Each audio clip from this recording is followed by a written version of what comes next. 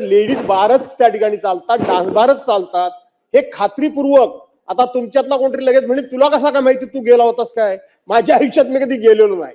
पण दिवसा एकदा जा आणि रात्री एकदा जा, आपल्याला आपोआप फरक जाणवेल. काही वेगळी चौकशी करण्याची गरज नाही.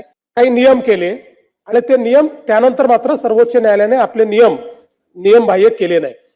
त्यामुळे मुळात तर या सभागृहाचा जो उद्देश होता तो पूर्णपणे 100% बंद करायचाच होता.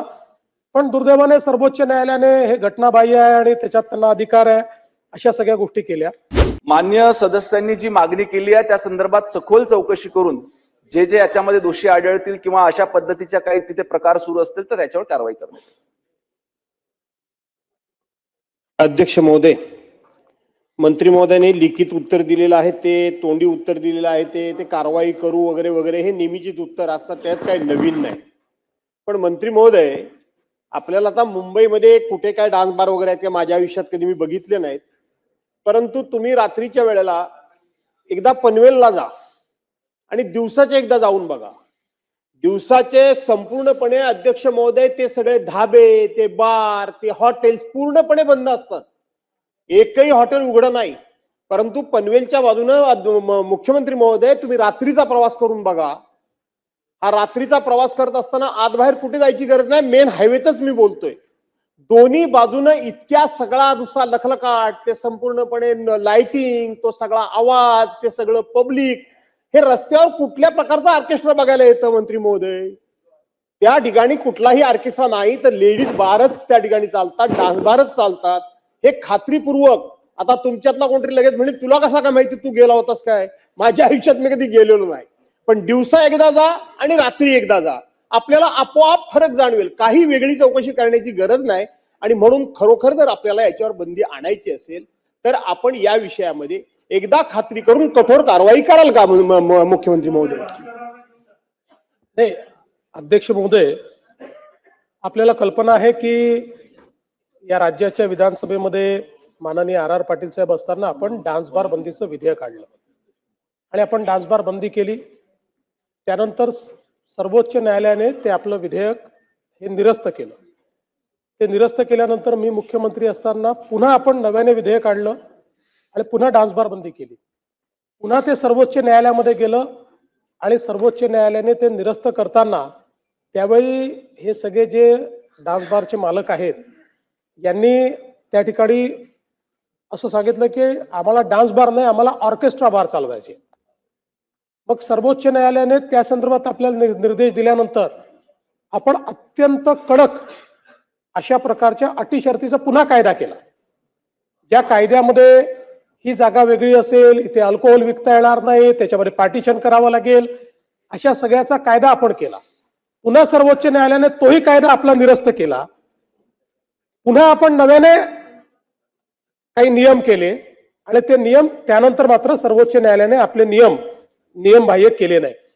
त्यामुळे मुळात तर या सभागृहाचा जो उद्देश होता तो पूर्णपणे 100% बंद करायचाच होता. पण दुर्दैवाने सर्वोच्च न्यायालयाने हे घटनाबाह्य आहे आणि त्याच्यात त्यांना अधिकार आहे अशा सगळ्या गोष्टी केल्या. पण आता कोणालाही लायसन्स डान्स बारचा नाही, आता ऑर्केस्ट्रा बारचा लायसन्स आपल्याकडे आहे. त्याचे काही नियम आपण केलेले आहेत की ज्या नियमांमध्ये ती जागा किती असली पाहिजे, कोणालाही पैसे उडवता येणार नाही, अशा अनेक वेगवेगळ्या प्रकारचे, म्हणजे पैसे उडवले तरी त्याला गुन्हा समजला जाईल असं आता आपल्या कायद्याप्रमाणे आपण केलेलं आहे. अशा सगळ्या गोष्टी आपण केल्यात. तरी देखील आपण जे सांगता ती वस्तुस्थिती तपासण्यात येईल. कारण आमच्या इकडे अनेक वेळा अशा तक्रारी येतात की ऑर्केस्ट्रा बारच्या नावाने काही लोक डान्स बार चालवतात किंवा आता ऑर्केस्ट्रा बार मध्ये तिथे महिलांना काम करण्याची मुभा आहे, परवानगी आहे, ती कोर्टाने दिलेली आहे. पण त्याचा काही ठिकाणी दुरुपयोग देखील होत नसेलच असं मी म्हणत नाही. मला निश्चितपणे वाटतं की एवढं शक्य आहे.